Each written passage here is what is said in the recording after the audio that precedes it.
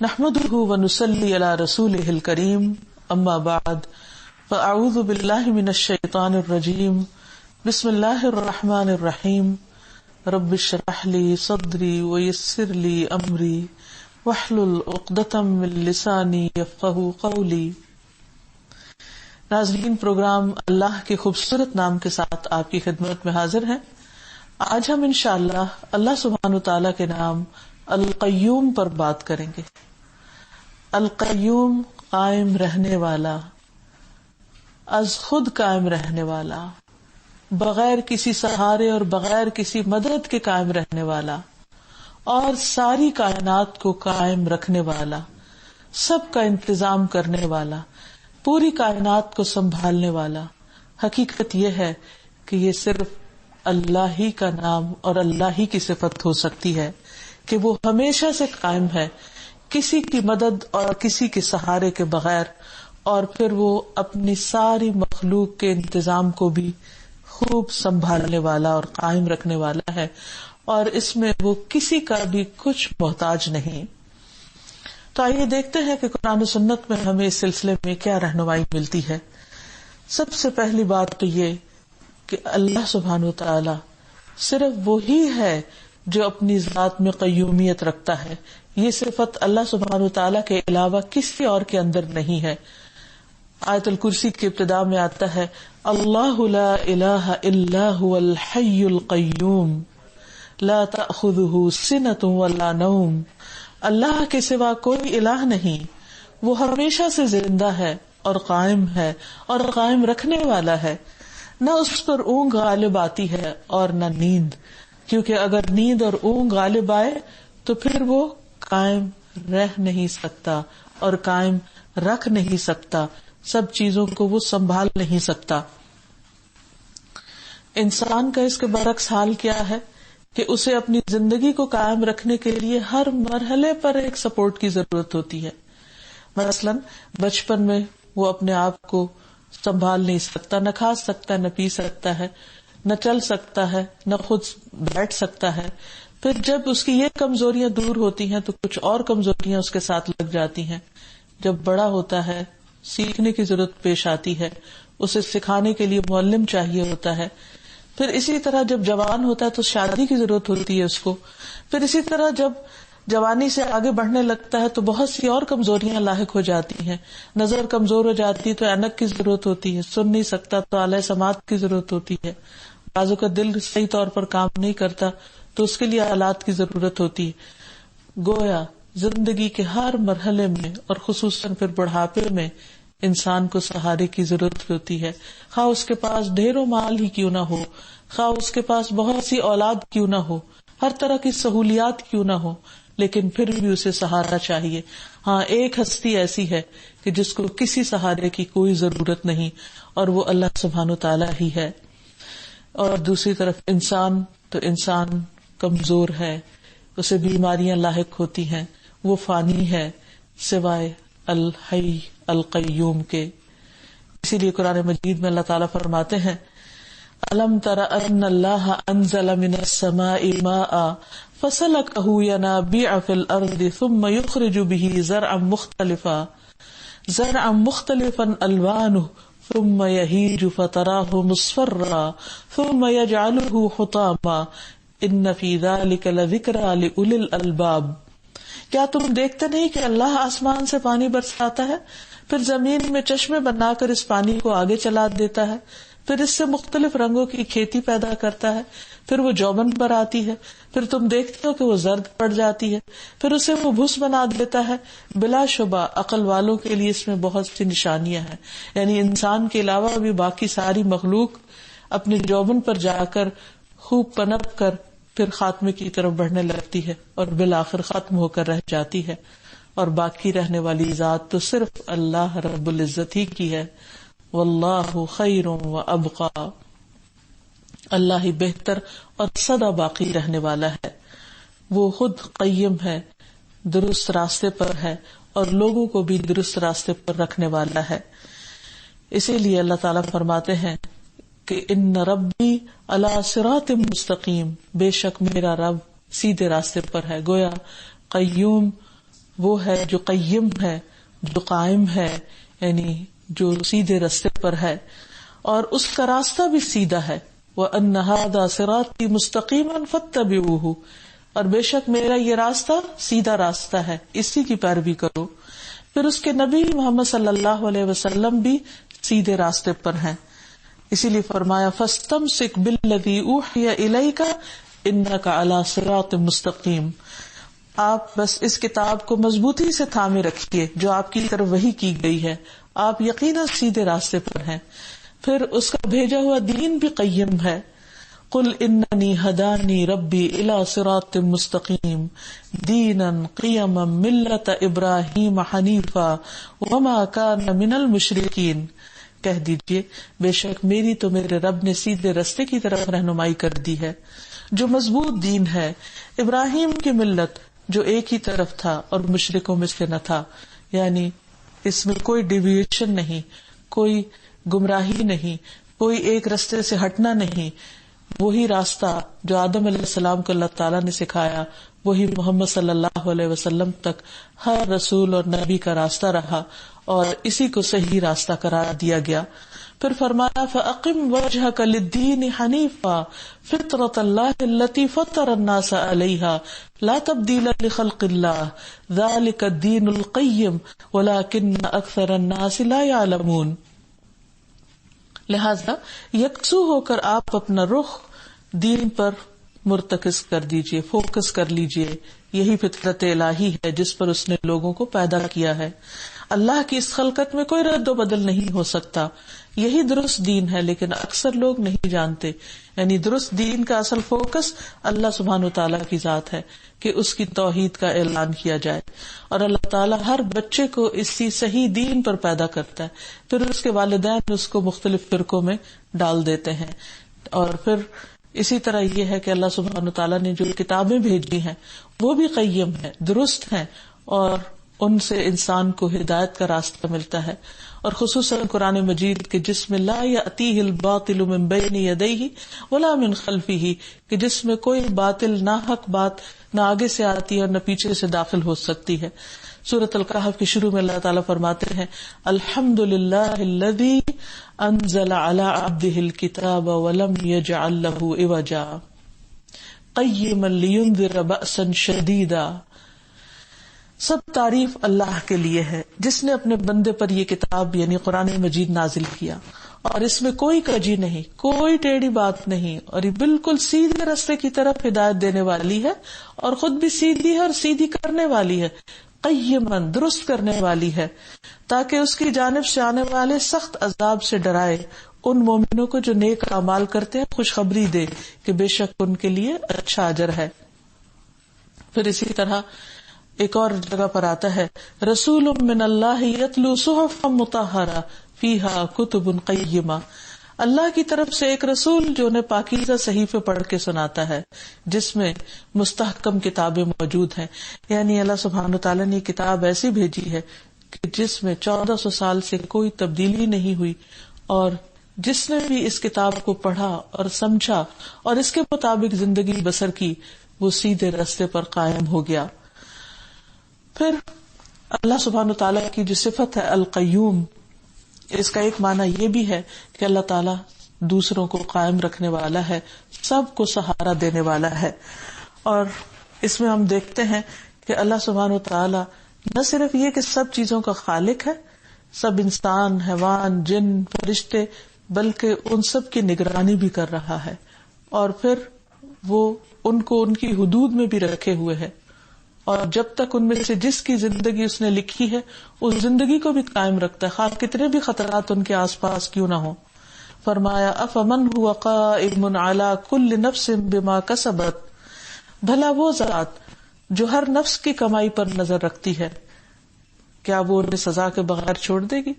یعنی اللہ سبحانہ وتعالیٰ نہ صرف یہ کہ انسانوں کو کھلا رہا ہے، پلا رہا ہے، زندگی دے رہا ہے، بلکہ وہ یہ بھی دیکھ رہا ہے کہ کون کر کیا رہا ہے اور اس کی بھی نگرانی کر رہا ہے. یعنی القیوم اس طرح سنبھالے ہوئے ہے کہ وہ ان کے اعمال کو دیکھ رہا ہے، اور ان کو لاحق خطرات وغیرہ بھی اس کے سامنے ہیں، اور ان کی زندگی کی حفاظت کرنے والا بھی وہی ہے.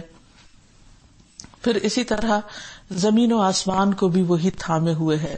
فرمایا وَيُمْسِكُ السَّمَاءَ أَن تَقَعَ عَلَى الْأَرْضِ إِلَّا بِإِذْنِهِ إِنَّ اللَّهَ بِالنَّاسِ لَرَءُوفٌ رَحِيمٌ. اور وہ آسمان کو یوں تھامے ہوئے ہے کہ وہ اس کے اذن کے بغیر زمین پر گر نہیں سکتا. یعنی ہم دیکھتے ہیں اور سب مشاہدہ کرتے ہیں کہ آسمان کی چھت ایسی ہے کہ جس کے کوئی پلرز نہیں ہے, کوئی ستون نہیں ہے, کوئی سہارے نظر نہیں آتے, اور اگر اللہ سبحانہ وتعالیٰ اس کو نہ تھامے تو یہ زمین پر گر پڑے, اور گرے تو کوئی چیز باقی نہ رہے. تو اسی لیے یہاں پر فرمایا کہ اللہ تعالیٰ اپنے بندوں کے ساتھ بڑا ہی شفقت کرنے والا مہربان ہے کہ انہیں ایک عرصے تک, ایک وقت مقرر تک زندگی کی مہلت دیے ہوئے ہیں, اور وہ امن اور چین کے ساتھ دنیا میں اپنے کام کاج کر رہے ہیں. نبی صلی اللہ علیہ وسلم جب صبح کے وقت تہجد میں قیام فرماتے تو اس وقت ایک دعا پڑھا کرتے تھے جس میں آتا ہے کہ وَأَنْتَ قَيِّمُ السَّمَاوَاتِ وَالْأَرْضِ وَمَنْ فِيهِنَّ, کہ اے اللہ تو آسمان و زمین اور جو کچھ ان کے اندر ہے ان سب کو سنبھالنے والا ہے, ان سب کو قائم رکھے ہوئے. یہی وجہ ہے کہ ہر چیز اپنی اپنی جگہ پر ہے. مثلا سورج ہے, چاند ہے, ستارے ہیں, مختلف گیلیکسیز ہیں, ہر ایک اپنی اپنی جگہ پر ہے. جیسے قرآن مجید میں آتا ہے وَكُلٌّ فِي فَلَكٍ يَسْبَحُونَ, ہر ایک اپنے ہی مدار میں گردش کر رہا ہے. ہر چیز کو اس نے پیدا کیا, اس کو اس کا کام بتایا, پھر اس کو اس کا راستہ متعین کیا, اور پھر اس کی حدود مقرر کی, اور اس کو اس حد کے اندر ہی اس نے رکھا ہوا ہے. لَلشَّمْسُ يَنبَغِي لَهَا أَن تُدْرِكَ الْقَمَرَ, سورج کے لیے جائز نہیں کہ وہ چاند کو جا پکڑے اور چاند کو ختم کر دے, یا اس کو جا اس سے ٹکرائے اور اس کو پاش پاش کر دے. وہ ایسا نہیں کر سکتا, اس کو اپنی حد میں اللہ ہی نے رکھا ہوا ہے. اور اسی طرح چاند بھی جو ہے وہ اللہ کے حکم اور اذن کے ساتھ اپنے راستے پر چل رہا ہے. پھر اسی طرح اللہ سبحانہ وتعالیٰ پہاڑوں کو اپنی جگہ پر قائم رکھنے والا ہے. اللہ تعالیٰ قرآن مجید میں دعوت دیتے ہیں کہ دیکھو غور کرو اس پر بھی, وَإِلَى الْجِبَالِ كَيْفَ نُصِبَتْ, کہ پہاڑوں کو کس طرح اس نے گاڑا ہوا ہے. پھر اسی طرح پہاڑ تو خیر بڑی مخلوق ہے, ایک بڑی کریشن ہے اس کی.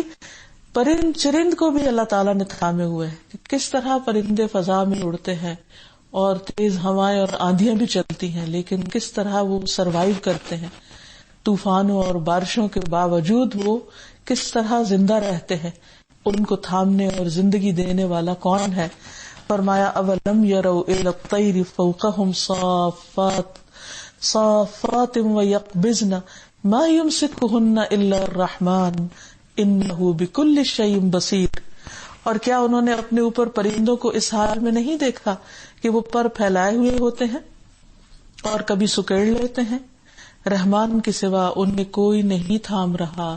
یعنی یہ تم مت سوچو کہ کوئی اور قوت ہے جو پرندوں کو فضا میں محفوظ رکھے ہوئے ہے, رحمان کے سوا کوئی نہیں. یہاں اللہ تعالیٰ نے اپنی صفت رحمان کا ذکر کیا کہ یہ صرف اس کی رحمت ہے کہ جس کی وجہ سے وہ اپنا کام کر رہے ہیں. یقیناً وہ ہر چیز کو خوب دیکھنے والا ہے. یعنی ہمارا رب ایسا ہے کہ جس نے چیزوں کو پیدا کر کے ان کے حال پہ چھوڑ نہیں دیا, بلکہ ان میں سے ایک ایک مخلوق کے کام پر, فنکشن پر پوری نظر ہے اس کی کہ کون کیا کر رہا ہے. پھر اسی طرح کشتیوں کو سمندر میں کس طرح وہ تھامے ہوئے ہے اور ان کو تیرنے کا موقع دیتا ہے. اس کے بارے میں فرمایا الم تر ان اللہ سخر لکم ما فی الارض والفلک تجری فی البحر بامرہ ویمسک السماء ان تقع علی الارض الا باذنہ ان اللہ بالناس لرؤوف رحیم. کیا تم دیکھتے نہیں کہ جو کچھ زمین میں ہے وہ اللہ نے تمہارے تابع فرمان کر دیا ہے, تمہارے بس میں دے دیا, مسخر کر دیا ہے, اور کشتی کو بھی جو اس کے حکم سے سمندر میں چلتی ہے یہ بھی اللہ ہی نے مسخر کر رکھی ہے. اور پھر آسمان کو اللہ نے تھاما ہوا کہ زمین پہ نہ گر پڑے. اللہ تعالیٰ اپنے بندوں پر بڑا ہی شفیق اور مہربان ہے. پھر اسی طرح اللہ سبحانہ وتعالیٰ ہر چیز کو راہ دکھانے والا ہے, اور انسان کو راہ دکھانے والا بھی دراصل وہی ہے. واللہ یہدی من یشاء الی صراط مستقیم, اور اس صراط مستقیم پر استقامت دینے والا بھی وہی ہے. ورنہ انسان تو بہت کمزور ہے, چھوٹی چھوٹی چیزیں اس کو سیدھے رستے سے بھٹکا سکتی. تو وہی قیوم السماوات والارض جو ہے وہی انسان کا قیوم ہے کہ انسان کو ہدایت پر, حق پر تھام کے رکھتا ہے. پھر اسی طرح قیامت تک دین کی حفاظت کرنے والا اور دین کو قائم رکھنے والا ہے. اور پھر نبی صلی اللہ علیہ وسلم کے ذریعے اللہ تعالیٰ نے ایک بہت کج ٹیڑھی قوم کو سیدھا کیا. یہ بھی اللہ سبحانہ تعالیٰ ہی کی حکمت اور اسی کی دی ہوئی طاقت سے ہوا. عبداللہ ابن عمرو ابن العاص کہتے ہیں کہ یہ آیت جو قرآن میں ہے، اے نبی بے شک ہم نے آپ کو گواہی دینے والا اور ڈرانے والا بنا کر بھیجا ہے. تو نبی صلی اللہ علیہ وسلم کے متعلق یہی اللہ تعالیٰ نے تورات میں بھی فرمایا تھا کہ اے نبی بے شک ہم نے آپ کو گواہی دینے والا، بشارت دینے والا اور ان پڑھوں یعنی عربوں کی حفاظت کرنے والا بنا کر بھیجا. آپ میرے بندے ہیں اور میرے رسول ہیں. میں نے آپ کا نام متوکل رکھا ہے. آپ نہ بدخو ہیں نہ سخت دل اور نہ بازاروں میں شور کرنے والے اور نہ برائی کا بدلہ برائی سے دیں گے بلکہ معافی اور درگزر سے کام لیں گے. اور اللہ ان کی روح اس وقت تک قبض نہیں کرے گا جب تک وہ کج قوم کو سیدھا نہ کر لیں، یعنی جب تک کہ وہ ان سے لا الہ الا اللہ کا اقرار نہ کرا لیں. بس اس کلمہ توحید کے ذریعے وہ اندھی آنکھوں کو، بہرے کانوں کو اور پردہ پڑے ہوئے دلوں کو کھول دیں گے. یعنی نبی صلی اللہ علیہ وسلم کو اللہ تعالیٰ نے یہ ساری صفات عطا کی تھی اور اللہ کی دی ہوئی اس حکمت اور علم اور صلاحیت کے ساتھ آپ نے ایسی قوم کو سیدھا کر دیا تھا. پھر اسی طرح اللہ سبحانہ و تعالی صرف دنیا نہیں آخرت کو بھی قائم کرنے والا ہے. وَأَنَّ السَّاعَةَ آتِيَةٌ لَا رَيْبَ فِيهَا، قیامت بھی قائم ہوگی اور قیامت کے بعد جنت اور دوزخ بھی حق ہیں اور جنت کی نعمتوں کو قائم کرنے والا بھی وہی ہے. یبشرہم ربہم برحمت منہ ورضوان وجنات لہم فیہا نعیم مقیم. ان کا رب انہیں اپنی رحمت اور رضامندی کی خوشخبری دیتا ہے اور ان کے لیے ایسے باغات ہیں جن کی نعمتیں دائمی ہیں، یعنی ہمیشہ ہمیشہ قائم رہیں گی. پھر اسی طرح ظالموں کے لیے عذاب بھی قائم رکھنے والا ہے کہ وہ بھی کبھی نہیں ٹلے گا. الا ان الظالمین فی عذاب مقیم.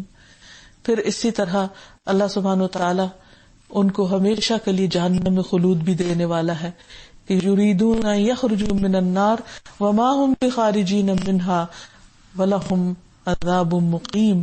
وہ چاہیں گے کہ کسی طرح دوزخ سے نکل بھاگے لیکن نکل نہ سکیں گے کیونکہ انہیں ہمیشہ قائم رہنے والا عذاب دیا جائے گا. جب انسان اللہ سبحانہ تعالیٰ کی اس صفت کو مان جائے تو پھر اس کے بعد انسان کی زندگی میں اس کے اثرات نظر آنے چاہیے. اور وہ کیا کہ سب سے پہلے انسان اپنا بھروسہ اللہ سبحانہ تعالیٰ پر رکھے کیونکہ وہ قائم ہے اور وہی قائم رکھنے والا ہے. باقی سب فنا ہونے والے، ختم ہونے والے. کیونکہ اللہ کے سوا اگر انسان کسی بھی مخلوق کا سہارا لیتا ہے تو وہ مخلوق ختم ہو جانے والی، یا اس کی زندگی ختم ہو جاتی ہے، یا اس کی طاقت ختم ہو جاتی ہے، یا اس کو ملی ہوئی جو چیزیں ہیں وہ ختم ہو جاتی ہیں. کیونکہ انسان کے پاس جو کچھ ہے وہ دینے سے کم ہونے لگتا ہے، اور اللہ سبحانہ تعالیٰ کے پاس جو کچھ ہے جب وہ اپنے بندوں کو دیتا ہے تو اس ساری مخلوق کی ساری پسندیدہ چیزیں دے کر بھی اس کے خزانوں میں اتنی کمی نہیں ہوتی جتنی ایک سوئی سمندر میں ڈبونے کے بعد سمندر کے پانی میں کمی ہو.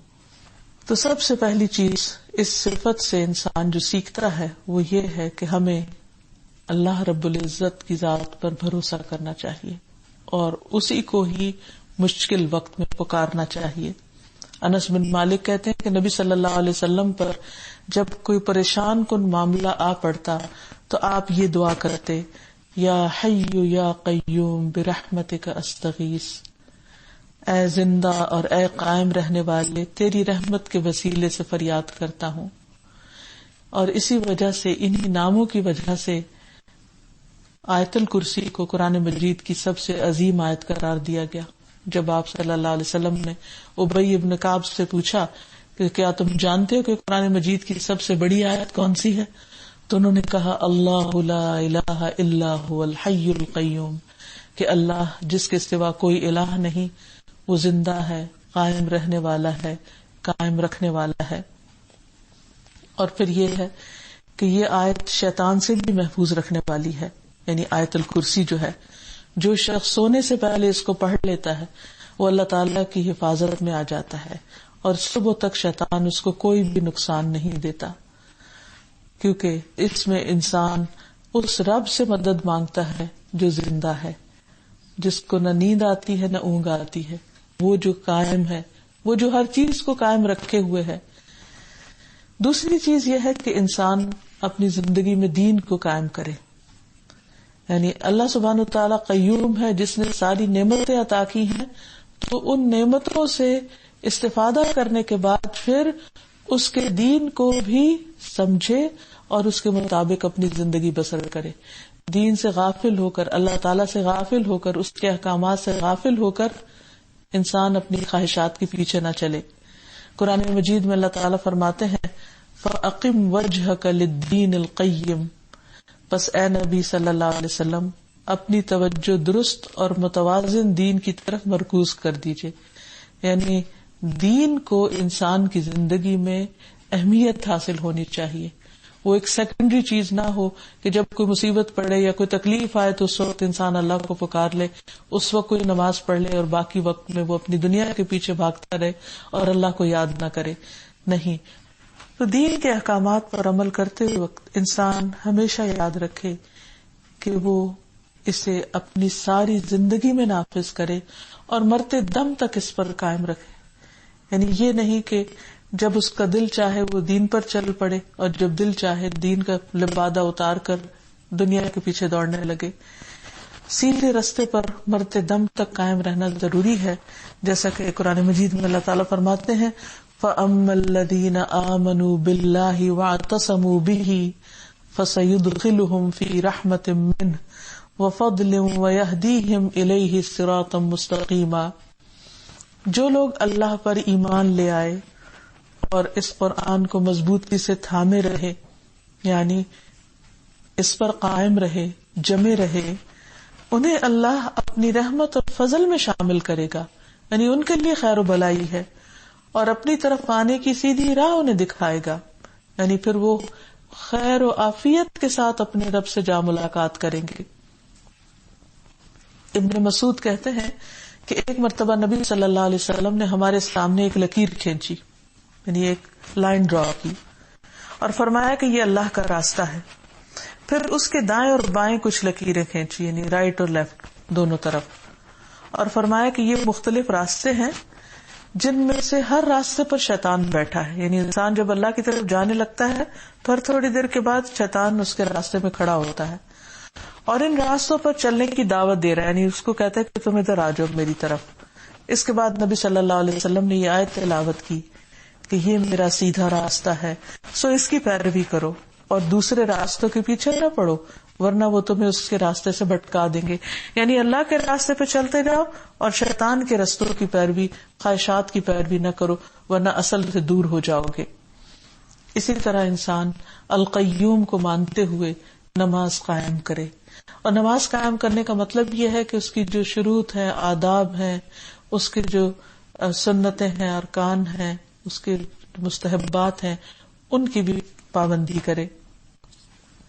قرآن مجید میں اللہ سبحانہ وتعالیٰ نے موسیٰ علیہ السلام سے جب کلام فرمایا تو فرمایا اننی انا اللہ لا الہ الا انا فاعبدنی واقم الصلاۃ لذکری، بے شک میں ہی اللہ ہوں، میرے سوا کوئی معبود نہیں، سو میری عبادت کرو اور میری یاد کے لیے نماز قائم کرو۔ ایک اور جگہ پر فرمایا وَأَقِيمُوا الصَّلَاةَ وَآتُوا الزَّكَاةَ وَارْكَعُوا مَعَ الرَّاكِعِينَ، نماز قائم کرو، زکوٰۃ ادا کرو اور رکوع کرنے والوں کے ساتھ تم بھی رکوع کیا کرو۔ اور پھر اللہ سبحانہ وتعالیٰ اپنے پسندیدہ بندوں کی خوبی بیان کرتے ہوئے فرماتے ہیں الذین اذا ذکر اللہ وجلت قلوبہم، کہ جب اللہ کا ذکر کیا جاتا ہے تو ان کے دل کانپ اٹھتے ہیں، وہ اس کو غفلت کے ساتھ نہیں لیتے بلکہ توجہ کے ساتھ اللہ کی طرف رجوع کرتے ہیں، ان کے دل ہل جاتے ہیں، اور اگر انہیں کوئی مصیبت پہنچے تو اس پر صبر کرتے ہیں اور نماز قائم کرتے ہیں، اور جو کچھ ہم نے انہیں دے رکھا ہے اس میں سے خرچ کرتے ہیں، یعنی اللہ کی رضا کے لیے۔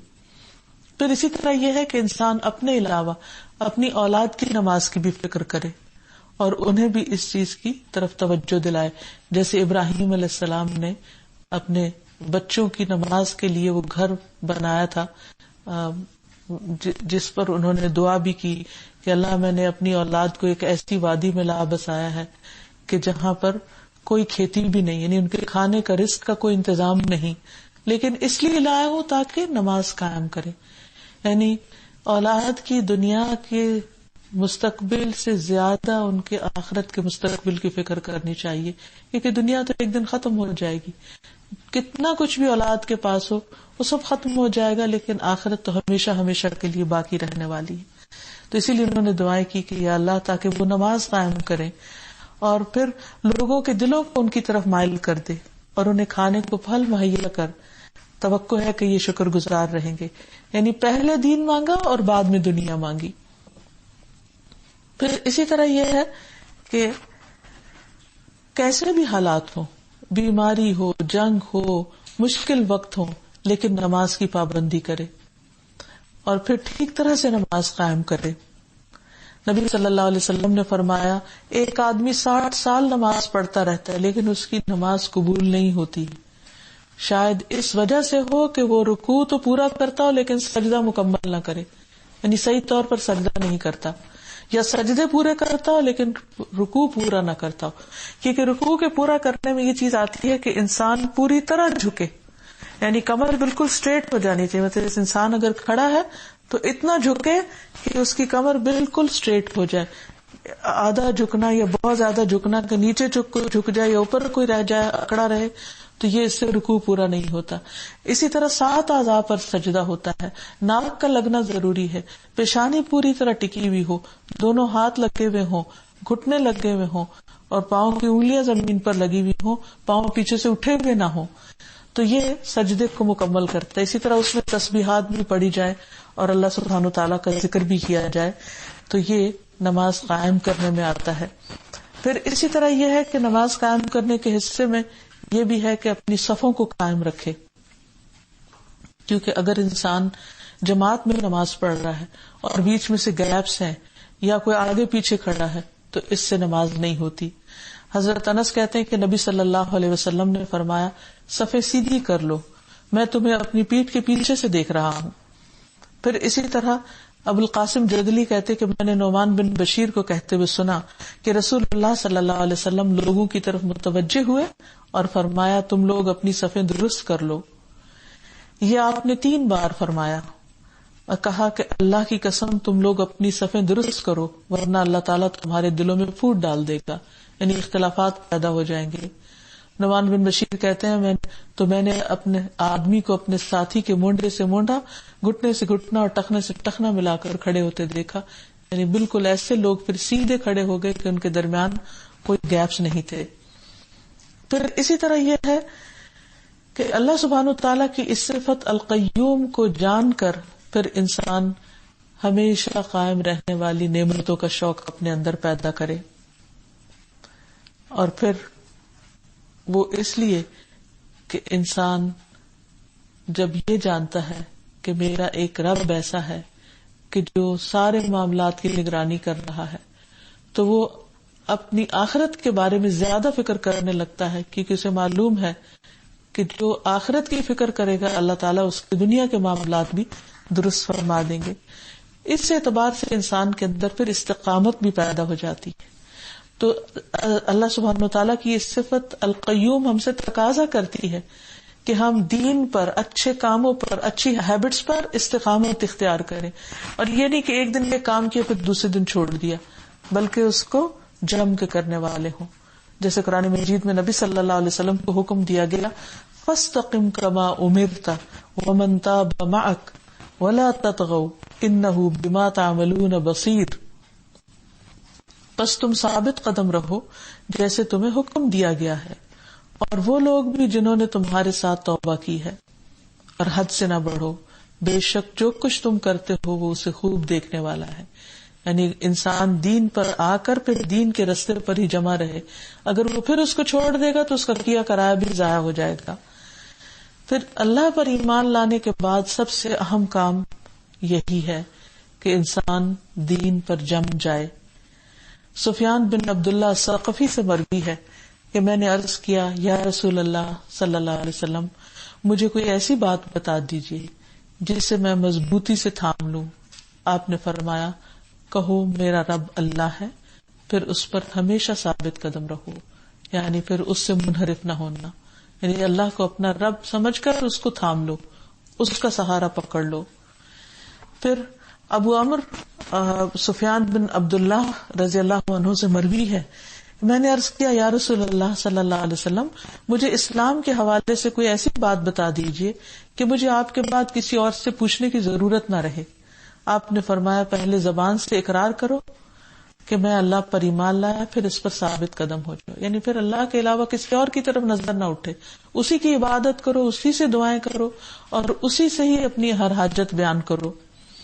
پھر یہ ہے کہ اللہ سبحانہ وتعالیٰ کے نزدیک پسندیدہ عمل بھی وہی ہے جس پر انسان ہمیشگی اختیار کرتا ہے، خواہ وہ کوانٹٹی میں تھوڑا ہی کیوں نہ ہو. اس سلسلے میں حدیث میں آتا ہے کہ آپ نے فرمایا اللہ کے نزدیک سب سے زیادہ پسندیدہ عمل وہ ہے جسے پابندی سے ہمیشہ کیا جائے، خواہ تھوڑا ہو. ان احب الاعمال الی اللہ ادومها وان قل، یعنی اس میں دوام ہو، اور یہ کنسسٹنسی جو ہے اور استقامت جو ہے یہ اللہ تعالیٰ کو بہت پسند ہے. پھر نبی صلی اللہ علیہ وسلم کو بھی دین میں سب سے پسندیدہ عمل وہی تھا جس پر دوام ہو. پھر آل محمد صلی اللہ علیہ وسلم کا طریقہ بھی یہی تھا. حدیث میں آتا ہے کہ آل محمد صلی اللہ علیہ وسلم کا یہ معمول تھا کہ جب کوئی عمل کرتے تو اسے مستقل مزاجی سے کرتے، یعنی پھر اس کو یہ نہیں کبھی کیا اور کبھی چھوڑ دیا، کبھی ایک چیز کی نیت کی اور پھر تھوڑے دن کے بعد نیت تبدیل کر دی. اور پھر یہ ہے کہ کوئی بھی کام جب انسان استقامت کے ساتھ کرتا ہے تو اس کو پھر اتنا ہی کرنا چاہیے جس کی وہ پوری ذمہ داری لے. اپنی جان پر ایسا بوجھ بھی نہیں ڈال لینا چاہیے کہ جس کو انسان نبھا نہ سکے. آپ صلی اللہ علیہ وسلم فرمایا کرتے تھے عمل وہی اختیار کرو جس کی تم میں طاقت ہو، کیونکہ اللہ تعالیٰ ثواب دینے سے نہیں تھکتا، تم خود ہی اکتا جاؤ گے. نبی صلی اللہ علیہ وسلم اس نماز کو سب سے زیادہ پسند فرماتے جس پر ہمیشگی اختیار کی جائے، خواہ کم ہی کیوں نہ ہو. چنانچہ آپ صلی اللہ علیہ وسلم جب کوئی نماز شروع کرتے تو اسے ہمیشہ پڑھتے رہتے. جیسے مثال کے طور پر تہجد ہے، تو ایسا نہیں کہ کچھ وقت انسان اتنی لمبی نماز پڑھے کہ گھنٹوں پڑھتا چلا جائے اور پھر کچھ دن کے بعد تھک کر پڑھنا ہی چھوڑ دے، یا پھر یہ کہ صرف 2 رکعتوں پر آ جائے. ایک اعتدال کے ساتھ اپنا طریقہ اختیار کرے اور پھر اس کے اوپر پابندی کرتا رہے، تو یہ زیادہ پسندیدہ ہے. پھر اسی طرح یہ کہ مرتے دم تک فرائض کی پابندی کرے. عمرو بن مرہ جہنی سے مروی ہے کہ قبیلہ بنو قزاع کا ایک شخص نبی صلی اللہ علیہ وسلم کی خدمت میں حاضر ہوا اور عرض کیا، میں گواہی دیتا ہوں کہ اللہ کے سوا کوئی معبود نہیں اور آپ اللہ کے رسول ہیں، اور میں 5 نمازیں پڑھتا ہوں اور رمضان کے روزے رکھتا ہوں اور اس کا قیام بھی کرتا ہوں اور زکوٰۃ بھی دیتا ہوں. رسول اللہ صلی اللہ علیہ وسلم نے فرمایا جو شخص ان اعمال پر فوت ہوا، یعنی یہ سارے کاموں کی پابندی کرتے ہوئے فوت ہوا، وہ صدیقین اور شہداء میں سے ہے، یعنی قیامت کے دن اس کے درجات بہت بلند ہوں گے. تو جو استقامت ہے نیکی پر اور ایک کام کو ٹھیک سمجھ کے اختیار کرنا اور پھر کرتے رہنا جو ہے، اس کے بہت سے فوائد بھی ہیں. سب سے پہلا فائدہ یہ ہے کہ انسان خوف اور غم سے نجات پا جائے گا.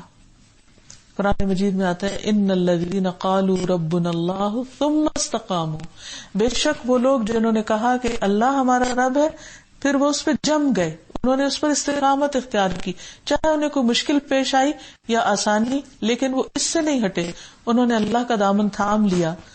فلا خوف علیہم ولا هم یحزنون، تو ایسے لوگوں پر نہ کوئی خوف ہوگا نہ وہ غمگین ہوں گے. اولئک اصحاب الجنہ، یہ جنت والے ہیں، خالدین فیہا، اس میں ہمیشہ رہیں گے، جزاء بما کانوا یعملون، یہ بدلہ ہے اس کا جو وہ عمل کرتے رہے. یعنی اللہ کو رب مان کر جو نیک عمل کیے اللہ کی خاطر، خالصتاً اللہ کی رضا کے لیے، تو پھر ان کے لیے خوف اور غم نہیں ہوگا. دنیا میں بھی ان کے دلوں میں ایک اطمینان اور سکون ہوگا، اور آخرت میں بھی جب سب لوگ خوف کا شکار ہوں گے وہ امن میں ہوں گے. پھر اسی طرح استقامت اختیار کرنے والوں کو فرشتوں کا ساتھ ملتا ہے.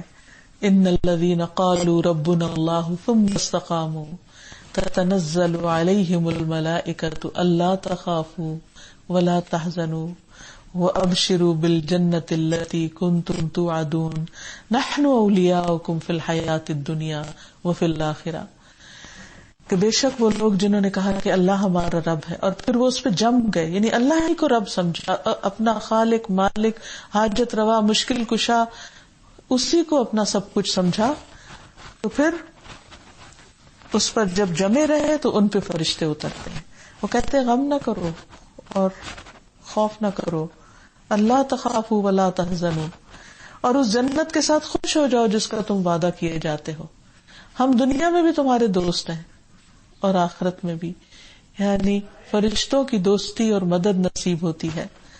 پھر اسی طرح یہ ہے کہ دنیا کی نعمتیں بھی انسان کو ملتی ہیں جب انسان حق پر جمع رہتا ہے، جب انسان کسی صحیح راستے کا اختیار کرتا ہے تو اللہ تعالیٰ اس کے اوپر ٹیسٹ بھی بھیجتے ہیں، یہ دیکھنے کے لیے کہ کیا یہ اس پر استقامت اختیار کرتا ہے یا اس کو مشکل آنے پر چھوڑ دیتا ہے، کیونکہ جو دنیا کے لیے کرے گا وہ نہیں جم سکے گا، اور جو اللہ کی خاطر کوئی کام کرے گا اس کے اوپر سے پہاڑ بھی گزر جائیں تو وہ اس کو پکڑے رکھے گا، کیونکہ اس کا رب موجود ہے، ہمیشہ رہنے والا ہے۔ دین پر استقامت کرنے کا فائدہ یہ ہے کہ انسان کو دنیا میں بھی اللہ تعالیٰ نعمتوں سے نوازتے ہیں۔ قرآن مجید میں آتا ہے، اللہ تعالیٰ فرماتے ہیں وَأَن لَوِ اسْتَقَامُوا عَلَى الطَّرِيقَةِ لَأَسْقَيْنَاهُمْ مَاءً غَدَقًا، اور یہ وحی کی گئی ہے کہ اگر وہ سیدھے راستے پر رہتے تو ہم انہیں ضرور بہت وافر پانی پلاتے، یعنی دنیا کی رونق اور نعمت بھی عطا کرتے، شرط یہ ہے کہ وہ صحیح راستے پر استقامت کے ساتھ جمے رہیں۔ انسان عام طور پر سمجھتا ہے کہ شاید میں اللہ کے راستے پر چلوں گا تو دنیا مجھ سے چھن جائے گی، حالانکہ ایسا نہیں ہے۔ اللہ سبحانہ تعالیٰ نے ہر انسان کا رزق مقرر کر رکھا ہے، جب وہ اسے صحیح طرح سے یا صحیح راستے سے حاصل کرتا ہے تو جو اس کو ملنا ہے وہ مل کر رہتا ہے۔ جیسے ہم دیکھتے ہیں حضرت عبدالرحمن بن عوف کہتے ہیں کہ میں مٹی میں بھی ہاتھ ڈالتا تھا تو میرے لیے سونا بن جاتی تھی، یعنی ہر چیز میں اللہ تعالیٰ نے ان کو برکت عطا کر رکھی تھی۔ پھر اسی طرح یہ ہے کہ فرائض پر استقامت جنت کے حصول کا باعث ہے۔ ابو ہریرہ رضی اللہ عنہ سے روایت ہے کہ ایک دیہاتی نبی اکرم صلی اللہ علیہ وسلم کی خدمت میں حاضر ہوا، عرض کی کہ آپ مجھے کوئی ایسا کام بتا دیجئے کہ اگر میں اس پر ہمیشگی کروں تو جنت میں داخل ہو جاؤں، یعنی اسے فکر اپنی آخرت کی تھی۔ آپ نے فرمایا اللہ کی عبادت کرو، اس کے ساتھ کسی کو شریک نہ ٹھہراؤ، فرض نماز قائم کرو، فرض زکات دو، رمضان کے روزے رکھو۔ دیہاتی نے کہا کہ اس ذات کی قسم جس کے ہاتھ میں میری جان ہے، میں ان عملوں پر کوئی اضافہ نہیں کروں گا۔ جب وہ پیٹ موڑ کے جانے لگا تو نبی صلی اللہ علیہ وسلم نے فرمایا اگر کوئی ایسے شخص کو دیکھنا چاہتا ہے جو جنت والوں میں سے تو اس کو دیکھ لے۔ اور اس میں اصل نقطہ کیا تھا کہ وہ عبادات میں فرائض کی ادائیگی میں کوتاہی نہ کرے، اس کو پورا پورا ادا کرے۔ اب جب انسان اللہ سبحانہ وتعالیٰ کی صفت پر ایمان لے آتا ہے القیوم پر، تو پھر اس کے ساتھ اس کو دعا بھی کرنی چاہیے۔ اور یاد رکھیے کہ یہ نام اسم اعظم بھی شمار ہوتا ہے، کہ وہ نام جس کے ساتھ اللہ تعالیٰ کو پکارا جائے تو اللہ تعالیٰ دعائیں سنتا ہے۔ انس رضی اللہ عنہ بیان کرتے ہیں کہ میں نبی صلی اللہ علیہ وسلم کے ساتھ تھا کہ ایک آدمی نے دعا کی اور کہا یا بدیع السماوات یا حی یا قیوم انی اسألک، اے آسمانوں کو عدم سے وجود میں لانے والے، اے زندہ، اے قائم رہنے والے، میں تجھ سے سوال کرتا ہوں۔ تو آپ صلی اللہ علیہ وسلم نے فرمایا کیا تمہیں معلوم ہے کہ اس نے کس چیز کے ساتھ دعا کی ہے؟ قسم اس کی جس کے ہاتھ میں میری جان ہے، اس نے اللہ کو اس نام کے ساتھ پکارا ہے کہ جب اس نام سے اس کو پکارا جاتا ہے تو وہ قبول کر لیتا ہے، یعنی دعا قبول ہو جاتی ہے۔